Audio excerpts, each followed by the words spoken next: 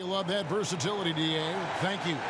Now, Chris, this is what we've been waiting for. Opening day, everyone starts with a clean slate, and optimism is high.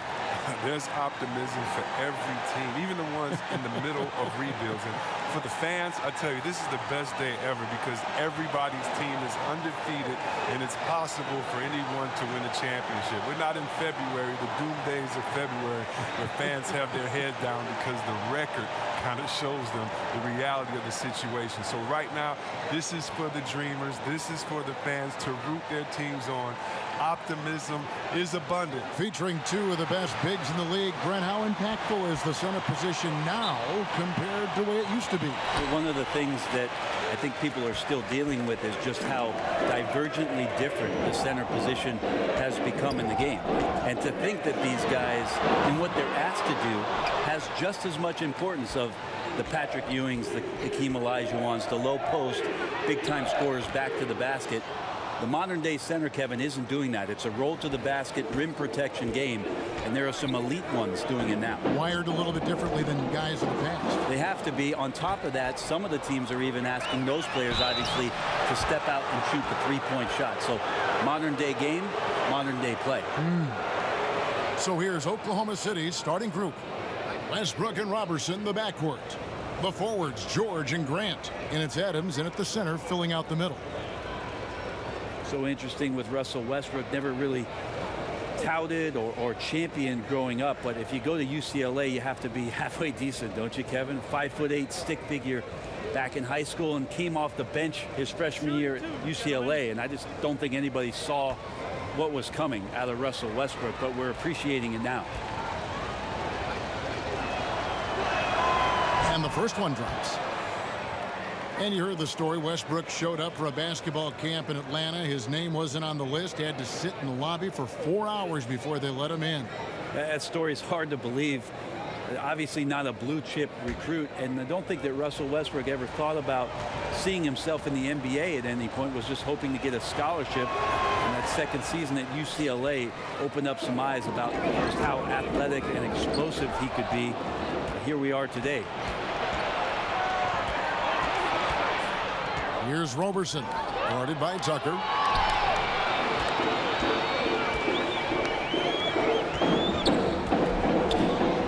It's Carmelo Anthony on the wing, defended by George.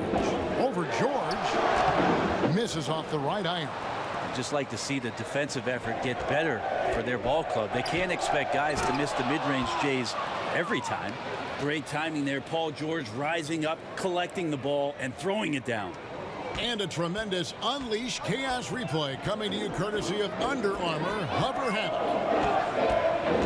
Capella sets a screen for Paul. An easy layup after coming off the pick. That floater is a thing of beauty, effective when it's used the right way. Screen by Adams. Paul against Westbrook. Adams down low. The layup missed. Now, those are the kind of shots you like him taking. Even though he missed it, the offense will take those. Anthony, the pass to Harden. From the arc. Hands it from downtown. Melo good at scanning the entire floor, and that's why that time he found the open teammate. Westbrook kicks to Robertson. Back to Westbrook. A good finish at the rack off the slick feed. Yeah, another nice bucket down low. They've really been able to work the ball into the post effectively here so far. Now here's Anthony. The pass to Tucker. Good. It's Harden with the assist that time. And Harden is more than just a scorer. He's also got some sensational handles and passing instincts. Loves connecting with his teammates. Here's Robertson. Pass to Adams. Here's Westbrook. Gets it to go from 18 feet away.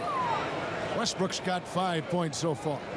And defensively, this is a nightmare. He's already on a roll. I love his will, his take charge attitude, the aggressiveness, all of that showing up here in the first. Now here's Tucker. Shoots over Grant, and it's Houston with another. Now here's Westbrook. Russell Westbrook with 2 straight seasons, 2, of averaging a triple-double. This is a feat that we thought we would never see again. And Russell backed up the one campaign with another. Just remarkable stuff. And Adams kicks to Grant. Down to 5 on the shot clock. First shot, first basket.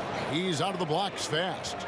The defender must have felt like he ran into a brick wall right there. Really great screen set to give his teammate the wide open shot.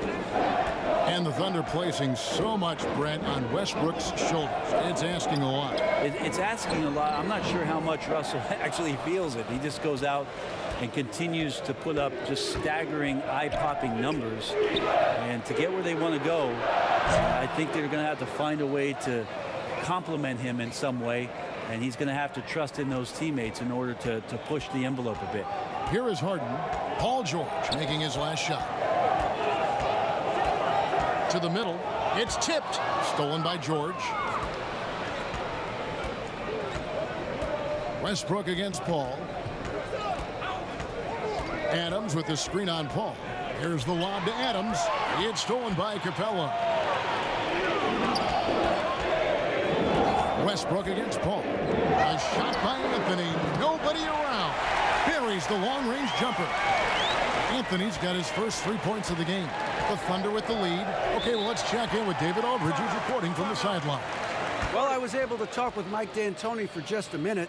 This is the first meeting of the year between these two teams, but he said those guys are tough to deal with when you let them get to the rim.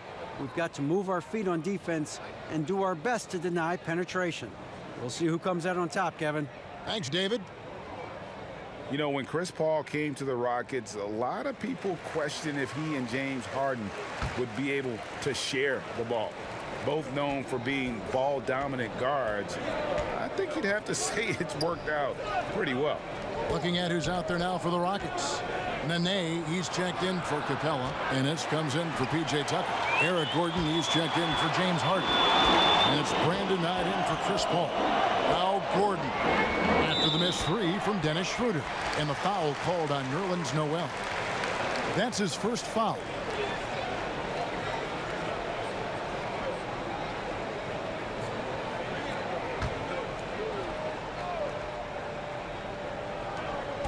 .58 seconds left to play in the first quarter. Gordon inside.